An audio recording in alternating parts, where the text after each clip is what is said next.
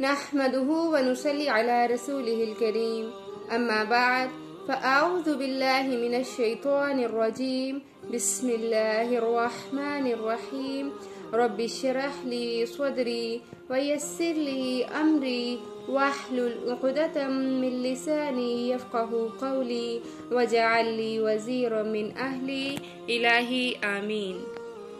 آیت 194 سے 203 تک۔ الشہر الحرام ماہ حرام بالشہر الحرامی بدلے ماہ حرام کے، والحرمات اور حرمتوں کا، قصاص بدلہ ہے، فمن اعتدی تو جو کوئی زیادتی کرے، علیکم تم پر، فاعتدوا تو زیادتی کرو، علیہ اس پر، بمثلی اسی طرح، ما جیسے، اعتدی اس نے زیادتی کی، علیکم تم پر، واتقوا اور ڈرو اللہ اللہ سے، واعلموا اور جان لو، انا کہ بے شک یا یقیناً، اللہ تعالی مع ساتھ ہے، المتقین متقی لوگوں کے۔ تو اللہ تعالیٰ فرما رہے ہیں کہ حرام مہینے کے بدلے حرام مہینے سے مراد ہے کہ جن کی حرمت کا خیال رکھنا لازم ہے۔ اور حرمت کے مہینوں کی مزید ڈیٹیل کے لیے ڈسکرپشن میں ایک ویڈیو بھی موجود ہے، اس کو ضرور دیکھیے گا۔ تو اللہ تعالیٰ فرما رہے ہیں حرام مہینے کے بدلے حرام مہینہ، تو اسلام سے پہلے بھی دراصل حرمت کے وہی مہینے تھے جو آج ہیں۔ کون سے؟ رجب، شوال، ذوالقعدہ اور ذوالحجہ۔ تو عربوں کے ہاں ان کی پابندیاں بھی معلوم تھی، لیکن انہوں نے روک دیا، عہد کی خلاف ورزی کی، جیسا کہ صلح حدیبیہ کے واقعہ کو آپ لوگ جانتے ہوں گے کہ رسول اللہ صلی اللہ علیہ وآلہ وسلم صحابہ کو لے کر عمرہ کے لیے نکلے، اور جب حدیبیہ کے مقام پر پہنچے تو اہل مکہ نے انہیں روک دیا۔ پھر صلح کے لیے رسول اللہ صلی اللہ علیہ وآلہ وسلم نے حضرت عثمان رضی اللہ عنہ کو بھیجا، تو ان کو وہاں قید کر لیا گیا اور افواہ پھیلا دی گئی، نعوذ باللہ من ذالک، ان کے اللہ کو پیارے ہو جانے کی۔ اور پھر رسول اللہ صلی اللہ علیہ وآلہ وسلم اور صحابہ کرام کے درمیان بیعت رضوان ہوئی، درخت کے نیچے انہوں نے یہ عہد لیا کہ ہم بدلہ لیں گے، کیونکہ حرمت کے مہینے میں حرمت کی پامالی ہوئی ہے۔ لیکن بعد میں جب انہیں معلوم ہو گیا کہ یہ افواہ تھی تو پھر وہ عمرہ کے لیے چل پڑے، لیکن انہیں وہاں روک دیا گیا۔ پھر رسول اللہ صلی اللہ علیہ وآلہ وسلم نے قربانی کر کے یعنی دم دے کے احرام کھول دیا۔ اور ایسا کیوں کیا کفار مکہ نے؟ کیونکہ انہیں شک تھا کہ رسول اللہ صلی اللہ علیہ وآلہ وسلم اور مسلمان جو ہیں وہ وہاں جنگ کے لیے آ رہے ہیں، لیکن انہوں نے عہد کیا تھا، وعدہ کیا مشرکین نے مکہ سے مسلمانوں نے کہ ہم نہتے ہیں، ہمارے پاس کوئی ہتھیار نہیں ہے، اور ہم اپنا فریضہ حج اور فریضہ دین ادا کرنے رہے، یعنی عمرہ کے لیے آ رہے ہیں۔ تو اللہ تعالیٰ فرما رہے ہیں حرمات تو قصاص، حرمتوں کا بدلہ ہے، تو جو کوئی زیادتی کرے تم پر تو زیادتی کرو اس پر اسی کی طرح، اسی کی مانند جیسی کی زیادتی کی گئی۔ تو گویا حالات کے پیش نظر اللہ رب العزت نے فرمایا کہ جو اگر کوئی اور زیادتی کرے تو پھر تم اپنے دفاع کے لیے زیادتی کرو، اور وہ کیسی ہو؟ اسی کی مانند ہو جیسی کہ تم پہ زیادتی کی گئی، اور ساتھ ہی تقوی کی بات کر دی گئی، واتقوا اللہ، اور ڈرو اللہ سے، واعلموا اور جان لو کہ بے شک اللہ تعالی متقی لوگوں کے ساتھ ہے۔ ہر عمل کے ساتھ جیسے تقوی جڑا ہے، تو یہاں پھر سے اللہ تعالیٰ نے تقوی کی بات کی۔ اگر ہم تقوی کو دیکھیں تو اللہ کا خوف ہوگا، تبھی انسان غلط باتوں سے رکے گا، جھوٹ، دھوکہ دہی اور زیادتی سے رکے گا، تبھی اللہ کی مدد آئے گی، اور پھر اسی متقی کے ساتھ اللہ تعالیٰ ہے۔ سورہ نحل میں اللہ تعالیٰ نے فرمایا بے شک اللہ ان کے ساتھ ہے جو تقوی اختیار کرتے ہیں اور محسن ہیں۔ اور قرآن میں ایک اور جگہ اللہ تعالیٰ فرماتے ہیں اگر تمہارے اندر تقوی ہوگا تو اللہ تم کو معاف کر دے گا۔ تو چونکہ جنگ جو ہے وہ انتشار پیدا کرتی ہے، نفرتیں پیدا کرتی ہے، لہٰذا مسلمانوں کو اس سے روکا اور ساتھ میں دفاع کی اجازت دے دی، لیکن کس طرح؟ تقوی کے ساتھ دفاع ہوگا۔ اور پھر خرچ کرنے کی بات آ گئی، وَأَنفِقُوا فِي سَبِيلِ اللَّهِ، اور خرچ کرو اللہ کے راستے میں، وَلَا تُلْقُوا بِأَيْدِيكُمْ، اور نہ تم ڈالو اپنے ہاتھوں کو، إِلَى التَّهْلُكَةِ، طرف ہلاکت کے، وَأَحْسِنُوا، اور احسان کرو، إِنَّ اللَّهَ، بے شک اللہ تعالی، يُحِبُّ الْمُحْسِنِينَ، محبت رکھتا ہے احسان کرنے والوں سے۔ چونکہ صدقہ کاموں کو آسان کر دیتا ہے تو لہٰذا اللہ تعالیٰ نے صدقہ کا حکم دیا۔ حضرت ابو ایوب انصاری کہتے ہیں کہ یہ آیت ہم انصار کے بارے میں اتری کہ جب مسلمان زور پکڑ گئے تو ہم نے رسول اللہ صلی اللہ علیہ وسلم سے علیحدگی میں ایک دوسرے کو کہا کہ بلا شبہ ہمارے مال خرچ ہو چکے ہیں، یعنی ایک کے بعد ایک جنگ سے مال ختم ہو گیا ہے، فصل تباہ ہو گئی ہے، تو اب ہم کو اللہ تعالیٰ نے مضبوطی دی ہے، اقتدار دیا ہے، تو کیا خیال ہے کہ ہم اپنے مال کو ترقی دیں، فصل اگا کر کاروبار کریں؟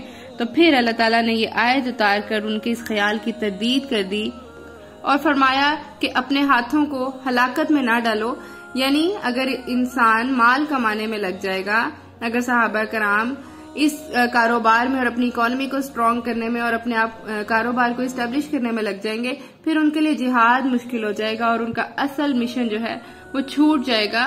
اور اللہ تعالیٰ نے اسے احسان کرنے سے تشبیہ دی ہے کہ جتنا وہ کما رہے ہیں اتنا ہی کمائیں اور اس میں سے بھی خرچ کریں، اور پھر ساتھ ہی اپنی محبت کا دعویٰ کر دیا ان اللہ یحب المحسنین، کہ اللہ تعالیٰ تو احسان کرنے والوں سے محبت کرتا ہے۔ وَأَتِمُّوا اور پورا کرو، الحج حج کو، والعمرۃ اور عمرہ کو، للہ اللہ کے لیے، فَإِن پھر اگر احصرتم گھیر لیے جاؤ تم، فما تو جو کوئی استیسر میسر آئے، من الہدی قربانی سے وہ کر لو، ولا اور نہ تحلقوا تم منڈواؤ، رؤوسکم اپنے سروں کو، حتی یہاں تک کہ یبلغ پہنچ جائے، الہدی قربانی، محلہ اپنی حلال گاہ کو، فمن تو جو کوئی کانا ہو، منکم تم میں سے، مریدن مرید، او یا بھی اسے اذن کوئی تکلیف ہو، من رأسہ اس کے سر میں، ففدیتن تو فدیہ دینا ہے، من صیام روزوں سے، او صدقتن یا صدقے سے، او نسکن یا قربانی سے، فاذا پس جب امنتم امن میں آ جاؤ تم، فمن تو جو کوئی تمتع فائدہ اٹھائے، بالعمرتی ساتھ عمرہ کے، الی الحج حج تک، فما تو جو بھی استیسرا میسر ہو، من الہدی قربانی سے وہ کر لو، فمن تو جو کوئی لم نہ یجد پائے، فصیام تو روزے رکھنا ہے، ثلاثتی 3 ایام دنوں کے، فی الحج حج میں، وسبعۃ اور 7 اذا رجعتم جب لوٹو تم، تل کا یہ عشرتن 10 ہیں، کاملتن پورے، ذالک یہ لمن اس کے لیے جو لم نہ یکن ہوں، اہلہ اس کے اہل و عیال یا گھر والے، حاضری پاس رہنے والے، مسجد الحرامی مسجد حرام کے، واتقوا اللہ اور ڈرو اللہ سے، وعلموا اور جان لو، ان بے شک اللہ تعالی شدید سخت عقاب سزا دینے والا ہے۔ اگر ہم اس آیت کو دیکھیں تو بہت سے احکامات اس میں ہیں۔ سب سے پہلے تو حکم دیا جا رہا ہے کہ کوئی کام شروع کرو تو اسے پورا کرو، جیسا کہ ہم نے قرآن شروع کیا ہے تو انشاءاللہ ہم نے اسے مکمل کرنا ہے۔ پھر مزید اس میں احکامات ہیں قربانی سے ریلیٹڈ، پھر صدقہ سے ریلیٹڈ، اور سر منڈوانے کا بھی جو ہے وہ حکم اور اس کا کیا دم ہے وہ بھی اس آیت میں بتایا گیا ہے۔ تو پہلا حکم ہے وَأَتِمُّوا الْحَجَّ وَالْعُمْرَةَ لِلَّهِ، پورا کرو حج اور عمرہ اللہ کے لیے۔ پھر فَإِن پھر اگر اس سے تم گھیر لیے جاؤ تم، فَمَسْتَيْسَرَ تو جو میسر آئے، من الہدی قربانی سے وہ کر لو، اور نہ تم اپنے سروں کو منڈواؤ یہاں تک کہ قربانی اپنی حلال گاہ کو پہنچ جائے۔ تو یہاں پہلا حکم کیا ہے کہ حج اور عمرہ جس کی کام کی نیت کی ہے اسے پورا کیا جائے۔ اگر ہم اسلام میں دیکھیں تو ہر کام جو ہم شروع کرتے ہیں اسے مکمل کیے بغیر وہ اس جو عمل ہے اس کی قبولیت نہیں ہوتی۔ جیسے روزہ رکھا ہم نے شروع کر دیا اور بغیر کسی وجہ کے اسے توڑ دیا، مکمل نہیں کیا تو کوئی فائدہ نہیں۔ نماز ہے ہم نے شروع کی اور بیچ میں توڑ دی بغیر کسی ویلڈ ریزن کے تو وہ بھی ٹھیک بات نہیں۔ تو لہذا اللہ تعالیٰ نے حج اور عمرہ کے بارے میں یہاں پہ اسپیسیفکلی کہا ہے کہ جب وہ شروع کرو تو پورا کرو۔ تو لہذا اس سے ہم یہ سبق لیں گے کہ ہم کوئی بھی کام جب شروع کریں تو اسے پورا کریں۔ پھر اگر گھیر لیے جاؤ تو یہاں پر کیا ہے کہ اگر گھیر لیے جائیں، جیسے مسلمان جو ہیں صلح حدیبیہ کے موقع پہ جو ہم نے پیچھے پڑھا تو وہ گھیر لیے گئے تھے، یا پھر کوئی اور تنگی ہو تو پھر کیا کرنا ہے، قربانی کر کے احرام کھول دینا ہے، ٹھیک ہے، اور سر کب منڈوانے ہیں جب قربانی اپنی حلال گاہ کو پہنچ جائے، یعنی قربانی ہو جائے۔ اور پھر ایک ایکسیپشن بھی بتا دی کہ اگر کوئی مریض ہو یا پھر اس کے سر میں کوئی تکلیف ہو کہ وہ سر نہ منڈوا سکتا ہو تو پھر اس کے لیے فدیہ ہے، اس کو دم بولتے ہیں۔ اور یہ کیا دم ہے؟ پہلا ہے کہ وہ روزے رکھے، کتنے روزے ہیں؟ 10، اسی آیت میں آگے آئے گا، یا پھر وہ صدقہ کرے، اور صدقہ کیا ہے؟ 6 مسکینوں کا کھانا کھلانا، یہ ہمیں حدیث سے پتہ چلتا ہے، یا پھر قربانی کرے، اور قربانی کیا ہے؟ ایک جانور کی قربانی۔ اور پھر جب امن میں آ جاؤ، یعنی وہ جو پیچھے اللہ تعالیٰ نے فرمایا تھا صرف تم کہ اگر تم گھیر لیے جاؤ، تو اگر وہ گھیراؤ ختم ہو گیا ہے، امن میں آ گئے ہو، تو پھر عمرہ کر لیا جائے۔ جو کوئی فائدہ اٹھائے 7 عمرہ کے حج تک، تو جو کوئی بھی میسر آئے قربانی میں سے وہ کر لو، ٹھیک ہے؟ یعنی کہ قربانی پہلے نہیں کی تھی اور صدقہ کر لیا تھا، اب قربانی میسر آ گئی ہے تو کر لی جائے۔ اور پھر فرمایا کہ جو کوئی نہ پائے قربانی تو پھر وہ کیا کرے؟ روزے رکھے۔ تو یہاں سے بیسیکلی دوسرا حکم سٹارٹ ہو رہا ہے۔ پہلے اللہ تعالیٰ نے فرمایا تھا کہ پورا کرو، جو بھی کام شروع کیا ہے اسے پورا کرو۔ تو اگر ہم آج کل بھی دیکھیں تو ہمارے ہاں یہ ٹرینڈ بن گیا ہے کہ جو بڑے بڑے لوگ ہوتے ہیں، بڑے پولیٹیشینز یا پھر بڑے بڑے ہمارے دین کے جو جن کو کہہ لیں کہ پیروکار بنے ہوئے ہیں رانگلی، تو وہ کیا کرتے ہیں کہ اپنے فالوورز کو کہتے ہیں کہ ان کا حصے کی جو ہے وہ رمی کر رہا ہے، یا کوئی اور مناسک جو انہیں ڈیفیکلٹ لگ رہا ہو تو اس کو کہہ دیتے ہیں کہ وہ پتھر پھینکا ہے یا سم تھنگ لائک دیٹ۔ تو اللہ تعالیٰ نے کہا کہ نہیں، اپنا کام پورا کرو۔ اگر ہم رسول اللہ صلی اللہ علیہ وسلم کے دور کے حج کو دیکھیں تو حضرت سودا رضی اللہ تعالیٰ عنہ کا جسم بھاری تھا، نبی صلی اللہ علیہ وسلم نے ان سے کہا کہ پہلے کنکریاں مار آئیں کیونکہ بعد میں رش ہو جائے گا۔ اگر ہم اس وقت کو دیکھیں تو 1.25 لاکھ لوگ نبی صلی اللہ علیہ وسلم کے ساتھ تھے، تو کیا رش نہیں ہوا ہوگا؟ لیکن پلاننگ سے چلنا پڑتا ہے، اور پلاننگ بھی خود کرنی پڑتی ہے، ایک بہترین مینجمنٹ سے حج کو کرنا ہوتا ہے۔ اور پھر دوسرا کیس کیا بتا دیا، دوسرا حکم کیا بتایا کہ اگر کسی ویلڈ ریزن سے پورا نہ کر سکو تو دم دے دو، اور یہ دم دینا لازم ہے۔ فمن تمتع، تو جو حج تمتع کرے ایک ہی سفر میں تو اسے حج کی بھی قربانی لازم ہوگی۔ اور حج افراد میں قربانی لازم نہیں، لیکن اگر پیسے کی کمی ہے یا پھر جانور کی اویلیبلٹی نہیں ہے تو روزے رکھے جا سکتے ہیں۔ تو گویا اللہ تعالیٰ نے یہاں بتا دیا کہ اگر کوئی قربانی نہ کر سکے، استطاعت نہ ہو، تو وہ کیا کرے؟ روزے رکھے۔ 3 روزے مکہ میں ہی انہی حج کے دنوں میں، اور 7 روزے اپنے گھر آ کر۔ تو یہ 10 روزے کن کے لیے ہیں؟ جو حرم میں رہنے والے نہیں ہیں، یعنی باقی لوگ، کیونکہ اللہ تعالیٰ فرما رہے ہیں کہ یہ اس کے لیے ہے جو نہ ہو اس کے اہل خانہ پاس رہنے والے مسجد حرام کے۔ اور پھر فرمایا ڈرو اللہ سے، یہ تیسرا حکم ہے جو اس آیت میں آ رہا ہے، تقویٰ کا حکم ہے۔ ڈرو اللہ سے اور جان لو کہ بے شک اللہ تعالیٰ شدید العقاب، سخت سزا دینے والا ہے۔ اب یہاں کیا جاننا ہے؟ علم حاصل کرنا ہے، حج کے مناسک سیکھنے ہیں، کیونکہ جو عبادت شروع کر کے اسے مذاق بنا لے اور اپنے فرائض کو ادھورا چھوڑ دے تو اللہ تعالیٰ کیا کہہ رہے ہیں؟ ان اللہ شدید العقاب، اللہ تعالیٰ سخت سزا دینے والا ہے۔ تو لہٰذا ہمیں دین کو اور اپنے کام کو مکمل کرنا ہے، اور وہ کیسے کرنا ہے؟ جب پورا علم ہوگا تبھی وہ کام مکمل کیا جائے گا۔ ایسا نہیں کہ جو دل مانا وہ کر لیا، جو نہ مانا وہ نہ کیا، تو ایسا کرنا گناہ ہے۔ اگر ہم حج کو دیکھیں تو چونکہ یہاں حج ہی کی بات ہو رہی ہے، تو یہ سنت ابراہیمی تھی، لیکن عرب نے اسے میلے کی اور تجارت کی جگہ بنا لیا تھا، انٹرٹینمنٹ بنا لیا تھا۔ کچھ مناسک ادا کر لیتے، قصیدے پڑھ لیتے، اور ان کے بڑے بڑے علماء اپنے مناسک دوسروں سے کروا لیتے۔ تو اللہ تعالیٰ نے کہا یہ تفریح نہیں، یہ تو ایک جذبہ ہے، یہ تو قرب الہی کا ایک ذریعہ ہے۔ حج تو محبت ہے۔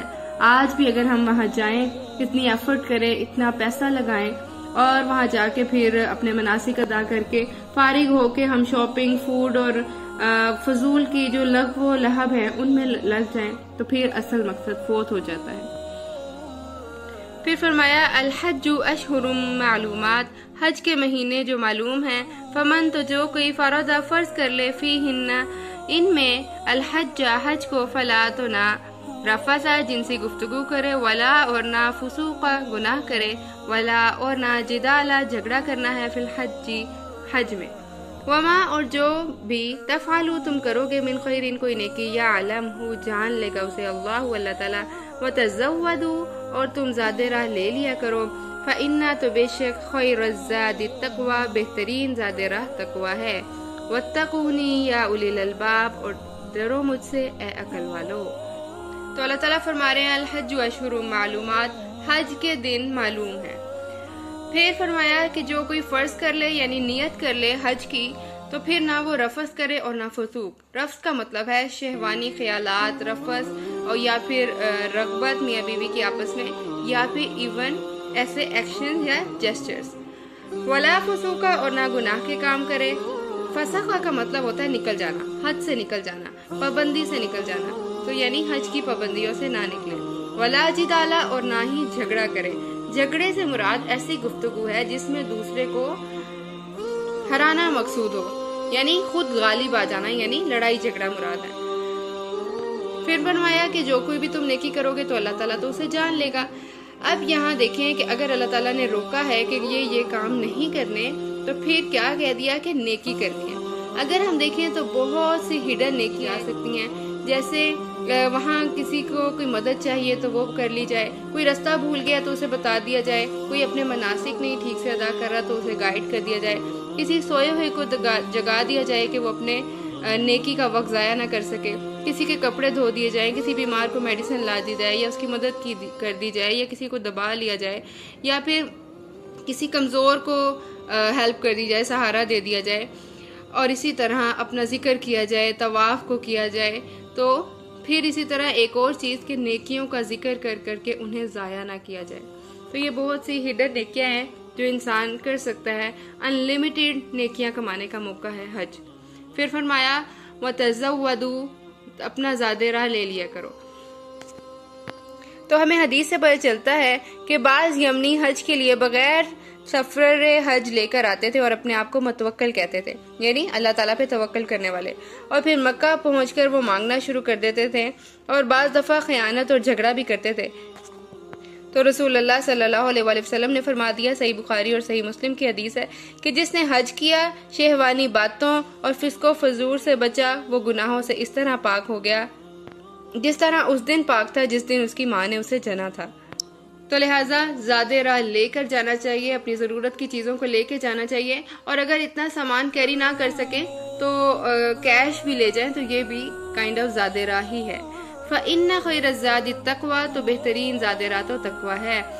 اگر ہم دیکھیں تو کہ اگر کوئی زاد راہ لے کے جا رہا ہے تو پھر اس طرح وہ لوگوں سے بے نیاز ہو جائے گا، پھر وہ کسی سے سوال نہیں کرے گا، اور پھر جب اسے یہ بھی وقت مل جائے گا کہ وہ ٹائم سیو ہو گیا، پھر وہ اللہ تعالیٰ کے قرب کا ذریعہ بنے گا کہ وہ حج کے مناسک پہ زیادہ فوکس کر رہا ہے، کیونکہ جب وہ مال نہیں لے کے گیا اور پھر یا تو وہ تجارت کا سامان لے گیا یا وہ کوئی سورس آف ارننگ لے گیا، تو وہ اس میں زیادہ بزی ہو جائے گا اور اپنے حج کے مناسک پہ فوکس نہیں کر سکے گا۔ اسی طرح جب آپ کے پاس زاد راہ ہے، آپ کے پاس مال ہے، تو آپ کسی کو ہیلپ آؤٹ بھی کر سکتے ہیں۔ اور پھر فرما دیا کہ یہ نہ ہو کہ انسان اپنے زاد راہ پہ اکتفا کر کے بیٹھ جائے، بتا دیا بہترین زاد راہ تو تقویٰ ہے، اور اللہ ہی سے ڈرو اے عقل والو۔ پھر فرمایا لیسا، نہیں ہے، علیکم، تم پر، جناحن، کوئی گناہ، ان، یہ کہ تبتغوا، تم تلاش کرو، فضلاً، فضل، من ربکم، اپنے رب کی طرف سے۔ کیا اعتدال ہے اللہ تعالیٰ کے احکامات کا۔ فَإِذَا، پھر جب، افضتم، پلٹو تم، من عرفات، ان عرفات سے، فاذکروا، تو ذکر کرو، اللہ، اللہ تعالیٰ کا، عند، پاس، مشعر الحرام، مشعر حرام کے، وَاذْكُرُوهُ، اور ذکر کرو اس کا، کما، جیسا کہ ہداکم، اس نے رہنمائی کی تمہاری، وَإِن كُنتُمْ، اور بے شک تھے تم، من قبلہ، اس سے پہلے، لمن الضالین، البتہ گمراہوں میں سے۔ تو اللہ تعالیٰ نے یہ بھی فرما دیا کہ اللہ تعالیٰ کا فضل تلاش کرنا، یعنی بزنس میں تلاش کرنا، یہ کوئی گناہ کا کام نہیں۔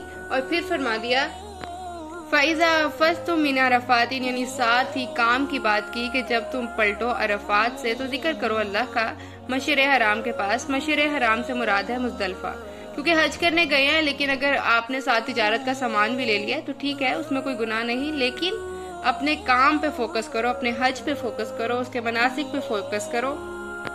تو مشعر حرام سے مراد مزدلفہ کا مقام ہے، جہاں حجاج کرام عرفات میں وقوف حج سے فارغ ہو کر مزدلفہ رات کو پہنچتے ہیں۔ وہاں مغرب اور عشاء کی نمازیں قصر، یعنی 3 مغرب اور 2 عشاء کی رکعت ایک ہی اذان اور 2 اقامت کے ساتھ ادا کرتے ہیں۔ مشعر حرام چونکہ حرم شریف کی حدود میں ہے، یعنی حرم شریف کے اندر ہی ہے، تو اس لیے یہاں اس کا ذکر جو ہے وہ خاص تاکید کے ساتھ کیا جا رہا ہے۔ اور مزدلفہ کی ان 2 نمازوں کی بڑی زیادہ اہمیت ہے۔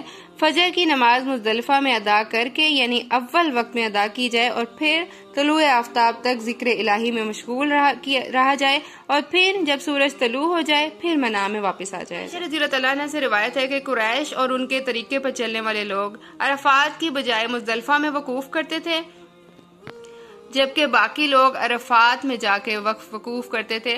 اور اسلام کے زمانہ میں اللہ نے اپنے پیغمبر کو حکم دیا کہ عرفات میں ٹھہر کر وہیں سے لوٹ کر پھر واپس مزدلفہ آ جائے، اور یہ ایک رول ہے اور سب کا ایک ہی رول ہے۔ چاہے کوئی بڑا ہے چاہے کوئی سردار ہے، وہ اپنے حج کے رکن کو خود ادا کرے گا اور مکمل ادا کرے گا۔ وَاذْكُرُوهُ كَمَا هَدَاكُمْ، اور ذکر کرو اس کا جیسا کہ اس نے تمہیں رہنمائی کی ہے، اور اس نے رہنمائی کی تمہاری، بے شک تھے تم اس سے قبل گمراہ، یعنی اس سے پہلے تمہیں علم نہیں تھا حج کے مناسک کا۔ پھر فرمایا ثم افیضوا، پھر تم پلٹو من حیث، جہاں سے افاضا پلٹتے ہیں الناس لوگ، واستغفروا اللہ، اور بخشش مانگو تم اللہ سے، ان اللہ غفور رحیم، بے شک اللہ تعالی بہت بخشنے والا نہایت رحم کرنے والا ہے۔ اب اس سے ہمیں پتہ چلتا ہے کہ پچھلے جو ہمارے گناہ تھے ان کی معافی مانگی جائے، واستغفروا اللہ، اللہ تعالیٰ سے بخشش مانگی جائے، کہاں؟ ثم افیضوا من حیث افاضا، یعنی وہاں سے پلٹو جہاں سے پلٹتے ہیں لوگ۔ تو اس آیت کا بیک گراؤنڈ یہ ہے کہ ارکان حج میں عرفات جانا اور وہاں وقوف کر کے واپس آنا ضروری ہے، لیکن عرفات چونکہ حرم کا حصہ نہیں، اس لیے قریش مکہ عرفات تک نہیں جاتے تھے بلکہ مزدلفہ سے ہی لوٹ آیا کرتے تھے۔ تو چنانچہ حکم دیا جا رہا ہے کہ جہاں سے سب لوگ لوٹتے ہیں وہاں سے لوٹ کر آؤ، یعنی عرفات سے۔ اور عرفات کیا ہے؟ 9 ذوالحجہ کو حضرت آدم علیہ السلام اور حضرت حوا کی جدائی کے بعد وہ اکٹھے ہوئے تھے، کہا جاتا ہے کہ اس مقام کو عرفہ کہتے ہیں۔ اسی طرح عرفہ بلند جگہ کو بھی کہا جاتا ہے، اور بعض علماء کا خیال ہے کہ اس دن حضرت آدم علیہ السلام نے اور حضرت حوا رضی اللہ عنہ نے اپنے گناہوں کا اعتراف کیا تھا، تو لہذا ان کی توبہ قبول کر لی گئی تھی، تو اس لیے اللہ تعالیٰ نے اس کو عرفات کہا۔ تو بہرحال جو بھی اس کی ہسٹری ہے، لیکن اللہ تعالیٰ ہمیں حکم دے رہے ہیں کہ عرفات جاؤ، وہاں پہ قیام کرو، اللہ کا ذکر کرو اور اللہ سے بخشش مانگو۔ اور کیوں کہا بخشش مانگو؟ کیونکہ جب انسان حج سے فارغ ہو جائے تو وہ سمجھتا ہے کہ پھر اس کے گناہ دھل گئے، اب وہ نیک ہو گیا ہے، اب وہ بخشا ہوا ہے، نو ڈاؤٹ، اس میں کوئی شک نہیں، لیکن واستغفر اللہ، بخشش مانگو، تکبر نہیں کرنا۔ اور پھر فرمایا ان اللہ غفور الرحیم۔ اگر ہم غائن فا غفور کے روٹ ورڈ کو دیکھیں تو غافر کہتے ہیں ڈھانپ لینے والا، یعنی اللہ تعالیٰ انسان کے گناہوں کو دنیا میں بھی ڈھانپ لیتا ہے اور آخرت میں بھی ڈھانپ لیتا ہے، اور اللہ تعالیٰ کا وعدہ ہے۔ اللہ تعالیٰ فرماتے ہیں، رسول اللہ صلی اللہ علیہ وسلم نے فرمایا کہ جو دنیا میں لوگوں کے عیب ڈھانپتا ہے، قیامت کے دن اللہ اس کے عیب ڈھانپے گا۔ پھر فرمایا فَإِذَا، پھر جب قضی تم پورے کر چکو تم مناسککم، اپنے مناسک حج، فاذکروا اللہ، تو ذکر کرو اللہ کا، کذکرکم، جیسا کہ ذکر کرنا ہے تمہارا آباءکم، اپنے آباء و اجداد کا، او یا اشد ذکرا، اس سے بھی زیادہ شدید ذکر کرنا۔ فَمِنَ النَّاسِ، پس لوگوں میں سے کوئی ہے، من جو یقولو کہتا ہے، ربنا، اے ہمارے رب، آتنا، دے ہمیں، فی الدنیا، دنیا میں، وما، اور نہیں ہے، لہو، اس کے لیے، فی الآخرتی، آخرت میں، من خلاق، کوئی حصہ۔ اب اللہ تعالیٰ کہہ رہے ہیں جب سب کچھ کر چکو، پورا کر لیا، کمپلیٹ ہو گیا، مناسک حج سب کے سب ادا کر لیا، تو پھر کیا کرنا ہے؟ فارغ ہو کر بیٹھ نہیں جانا، بلکہ پھر اللہ کا ذکر کرنا ہے۔ اور کیسا ذکر کرنا ہے؟ جیسا کہ اپنے آباء و اجداد کا کرتے ہو، یا اس سے بھی زیادہ شدید، کیونکہ اس وقت لوگ وہاں بیٹھ جاتے تھے جب ان کا حج مکمل ہو جاتا تھا، ان کی محفل سجتی تھی، اور وہ بیٹھ کر اپنے اپنے آباء و اجداد کے بڑے بڑے قصے سنایا کرتے تھے اور اپنی اپنی بڑائی بیان کیا کرتے تھے۔ آج بھی ہم دیکھیں تو گپ شپ میں لگ جاتے ہیں لوگ، اور پھر شاپنگ اور کھانے پینے اور انجوائمنٹ، اور حج کا اصل مقصد وہیں فوت ہو جاتا ہے۔ تو ایسا نہیں کرنا۔ کذکرکم آباءکم، اپنے آباء و اجداد کا جیسے شدت سے ذکر کرتے ہیں، اس سے بھی زیادہ کثرت سے اللہ کا ذکر کرنا ہے، اللہ کو یاد کرنا ہے۔ اور سفر حج کے 2 ہی مقاصد ہیں، ایک دنیا اور ایک اللہ۔ اب انسان کو سوچنا ہے کہ وہ کون سے مقصد کے پیچھے حج کرنے گیا ہے، لہذا اللہ تعالیٰ نے کہا کہ جو دنیا مانگے گا تو آخرت میں اس کے لیے کچھ نہیں ہے۔ اگر ہم دیکھیں تو کوئی کیسے دنیا مانگے؟ اس کعبہ کے سامنے بیٹھ کے اللہ کی یاد نہ آئے، یہ کیسے ہو سکتا ہے؟ تو دراصل بات یہ ہے کہ جو ہماری ڈومیننٹ سوچیں ہوتی ہیں نا، وہی ہماری زبان پہ آتی ہیں، وہی ہماری امیڈیٹ نیڈ ہوتی ہیں، اور وہی ہماری دعا بنتی ہے۔ ہم کعبہ جا کے بھی اپنے مسئلے مسائل لے کر بیٹھ جاتے ہیں، جبکہ اللہ تعالیٰ نے کیا کہا کہ وہاں پہ وسیع سوچ رکھو، وہ مانگو جو یہاں بیٹھ کر نہیں مانگ سکتے، جو تم چاہتے ہو۔ اور کیا چاہیے ہمیں؟ آخرت کی بھلائی، آخرت کی کامیابی، کیونکہ رسول اللہ صلی اللہ علیہ وسلم نے فرمایا جو جنت میں داخل ہو گیا اور آگ سے بچا لیا گیا وہ کامیاب ہو گیا۔ پھر فرمایا وَمِنْهُمْ، اور ان میں سے کوئی ہے، مَن یقول، جو کہتا ہے ربنا، اے ہمارے رب، آتنا، دے ہمیں، فی الدنیا، دنیا میں، حسنتاً بھلائی وفی الآخرتی اور آخرت میں حسنتاً بھلائی وقنا عذاب النار اور بچا ہمیں آگ کے عذاب سے۔ اولئک یہی لوگ ہیں لہم ان کے لیے نصیبون ایک حصہ ہے مما اس سے جو کسب انہوں نے کمایا واللہ سریع الحساب اور اللہ جلد لینے والا ہے حساب۔ تو اللہ تعالیٰ فرما رہے ہیں کہ انہوں نے جو مانگا دنیا میں وہ انہیں دنیا میں ہی دے دیا گیا، لیکن آخرت میں ان کے لیے کچھ نہیں۔ اور لوگوں میں سے کچھ ہیں جو کہتے ہیں کہ اللہ تعالیٰ ہمیں دنیا کی بھی بھلائی دے اور اللہ تعالیٰ ہمیں آخرت کی بھی بھلائی دے۔ تو ابن عباس رضی اللہ تعالیٰ عنہ کہتے ہیں کہ ربنا آتنا فی الدنیا حسنہ سے مراد دنیا میں نیک سوچ کا ملنا ہے، وفی الآخرۃ حسنہ سے مراد ہے کہ آخرت میں جنت میں نیک ساتھی کا مل جانا۔ اگر ہم دیکھیں تو اس دعا میں شفا بھی ہے اور حسنہ بھی ہے۔ اور دنیا کی بھلائیاں کیا ہیں؟ صحت، رزق، شادی، اولاد، گھر، مال۔ اور آخرت کی بھلائی کیا ہے؟ خوف سے امن میں آ جانا، قبر کے عذاب سے نجات کا مل جانا، اعمال نامے کا دائیں ہاتھ میں مل جانا، جنت کا مل جانا اور دیدار الہی نصیب ہو جانا۔ اور ہمیں آگ کے عذاب سے پناہ مانگنی چاہیے۔ ایک مرتبہ آپ صلی اللہ علیہ وآلہ وسلم ایک صحابی کے پاس گئے اور دیکھا کہ وہ شخص سوکھ کر ہڈیاں ہو چکا ہے۔ رسول اللہ صلی اللہ علیہ وآلہ وسلم نے فرمایا تم کوئی دعا بھی اللہ سے مانگا کرتے تھے؟ اس نے کہا جی ہاں، میری یہ دعا تھی کہ اے اللہ جو عذاب تو مجھے آخرت میں دینا چاہتا ہے دنیا میں ہی دے دے۔ رسول اللہ صلی اللہ علیہ وآلہ وسلم نے فرمایا سبحان اللہ، کسی میں بھلا اس کی برداشت کی طاقت کہاں؟ تو نے یہ دعا کیوں نہ پڑھی؟ ربنا آتنا فی الدنیا حسنہ وفی الآخرۃ حسنہ۔ چنانچہ اس بیمار نے اس دعا کو پڑھنا شروع کیا اور اللہ نے اسے شفا عطا کر دی۔ تو ہمیں معلوم ہوا کہ اس دعا میں دنیا کی بھلائیاں یعنی صحت بھی ہے اور شفا بھی ہے۔ پھر فرمایا اولئک لہم نصیبون، یہی لوگ ہیں جن کے لیے ایک حصہ ہے۔ نصیب جو ہے وہ حصہ ہے جو انسان اپنی قسمت سے کماتا ہے، مما کسبوا، اور اس میں سے جو انہوں نے کمایا یعنی جو اس نے اپنے اعمال سے کمایا اور دعا اور کوشش سے کمایا۔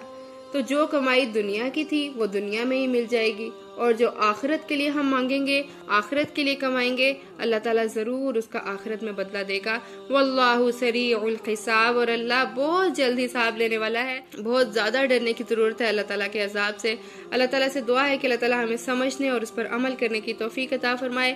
ربنا لا تزغ قلوبنا بعد اذ هديتنا وهب لنا من لدنك رحمة انك انت الوهاب وآخر دعوانا عن الحمد لله رب العالمين۔ الہی آمین۔